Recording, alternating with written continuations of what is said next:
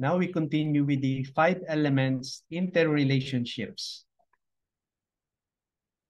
So we have here a diagram, the 5 element interrelationship, the different elements and its K and Shen cycle.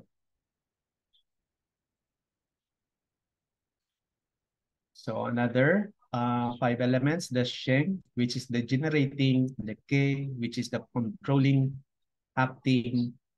If there is an imbalance, not generating, or it could be over-controlling, overacting, or insulting, rebelling.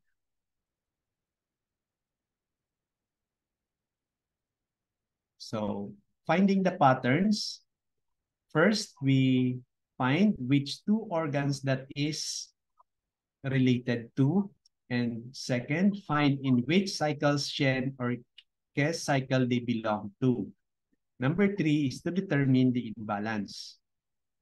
So first example, signs and symptoms like cough, the area of the lung, restlessness sa lungs, loss of voice, there is sa lungs din.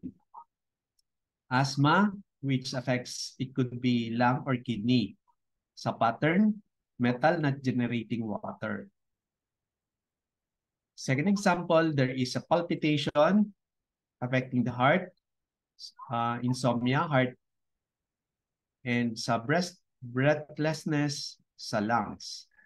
Sa pattern, we have the metal insulting the fire. The opposite, fire overacting on metal, would have more metal signs and symptoms, cough with profuse yellow sputum, feeling of heat, merong red face, color manifesting in face can help indicate an overacting sequence.